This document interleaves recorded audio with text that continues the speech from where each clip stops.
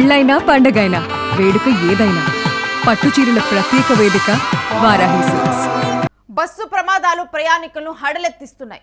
ఇంటి నుంచి బయటకొచ్చి బస్సు ఎక్కాలంటే చాలు సేఫ్ గా దిగుతామా లేదా అనే భయాన్ని కలుగజేస్తున్నాయి. సూర్యాపేట జిల్లా కోదాడ బైపాస్ వద్ద జాతీయ రహదారి 65 మీద ఘోర ప్రమాదం జరిగింది. నేషనల్ హైవే 65 మీద ముందు వెళ్తున్నటువంటి లారీని వెనక నుంచి వచ్చినటువంటి ప్రైవేట్ ట్రావెల్స్ బస్సు ఢీకొట్టింది.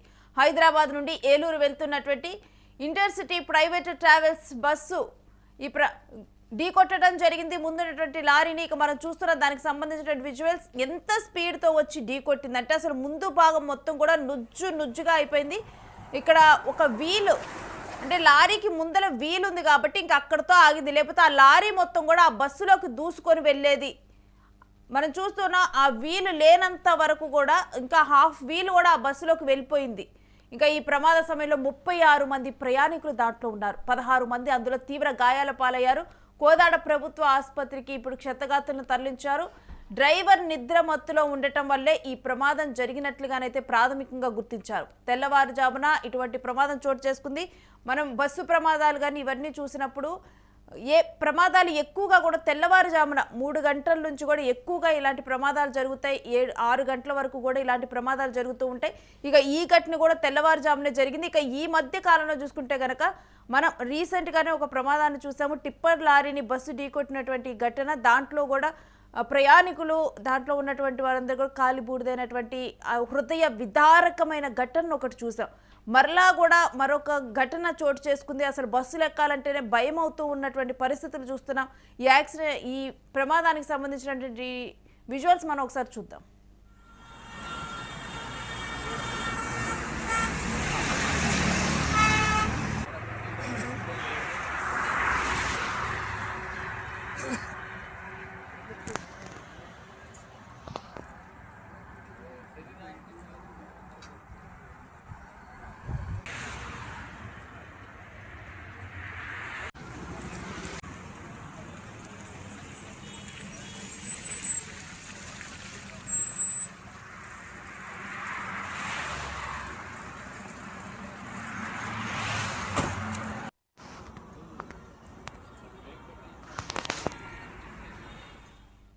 ఇక బస్సు పరిస్థితి మనం చూస్తున్నాం. వెనుకున్నటువంటి అద్దాలు కూడా పగిలిపోయి మొత్తం కూడా లారీ బస్సులోకి వెళ్ళిపోయిన పరిస్థితి. ప్రస్తుతం దీని గురించిన డీటెయిల్స్ మా ప్రతినిధి వెంకట్ అందించేందుకు సిద్ధంగా ఉన్నారు. వెంకట్, దీంట్లో గాయపడిన వారి పరిస్థితి ఏ విధంగా ఉంది? సాధారణంగా ఈ ప్రమాదాలు అనేవి ఇటీవల కాలంలో మనం ఎక్కువగా చూస్తూ వస్తున్నాం. ముఖ్యంగా ఈ ప్రైవేట్ ట్రావెల్స్ కి సంబంధించినటువంటి ఈ బస్సులకు సంబంధించి అంటే ఈ డ్రైవర్లకు సరిగా ఫిట్నెస్ లేకపోవడం, అదేవిధంగా బస్సులో అంటే తరలిస్తున్నటువంటి కొన్ని అనుమానాస్పద వస్తువులు కానీ, ప్రమాదకరమైనటువంటి వస్తువులు కానీ ఇవన్నీ కూడా ఏదో ఒక రూపంలో ప్రమాదాలకు కారణం కావటం. అదేవిధంగా ఇవి మొన్న మనం కర్నూలులో ప్రమాదం చూసాం, తర్వాత ప్రకాశం జిల్లా మార్కాపురం దగ్గర ఒక ప్రమాదం చూసాం. అదేవిధంగా పదే అగ్ని ప్రమాదాలు కానీ, యాక్సిడెంట్లు కానీ, బోల్తా పట్టడం ఇవన్నీ కూడా క్రమంగా జరుగుతూ వస్తున్నాయి. అంటే ఇదంతా అంటే ప్రతిరోజు కూడా సాధారణమైనటువంటి విషయంగా మారిపోయినటువంటి పరిస్థితి. ఈ రోజు కూడా ఇంటర్సిటీ ట్రావెల్స్ బస్సు కూడా ఇలాగే ప్రమాదానికి గురైంది. ఏలూరు వెళ్తున్నటువంటి బస్సు హైదరాబాద్ నుంచి. అయితే డ్రైవర్ నిద్రమత్తులో ఉండడమే దీనికి కారణం అనేది కూడా చెప్తూ వస్తున్నారు. సాధారణంగా తెల్లవారుజామున నిద్ర ఎక్కువగా వస్తూ ఉంటుంది.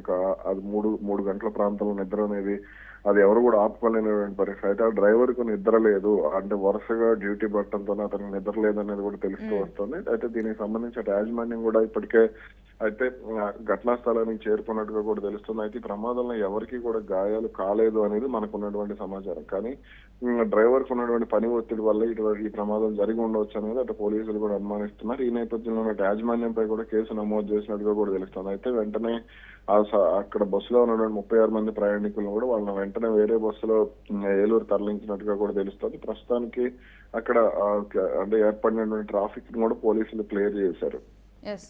అండ్ ఈ మధ్య కాలంలో కనుక చూసుకుంటే వెంకట్, బస్సు ప్రమాదాలు అనేవి కూడా పెరిగిపోతూ ఉన్నాయి. మనం మొన్ననే ఒక ఘటన చూసాం, దాంట్లో కూడా ఇదే విధంగా ఒక టిప్పర్ లారీని ఢీకొన్నటువంటి ఘటన. ఈ ప్రమాదాలన్నిటి మీద కూడా అంటే ఎక్కువగా కూడా సమ్మర్ స్టార్ట్ అయిన సమయంలో కూడా మనం ప్రతి సంవత్సరం కూడా ప్రమాదాలు పెరగటం కూడా చూస్తూ ఉంటాం.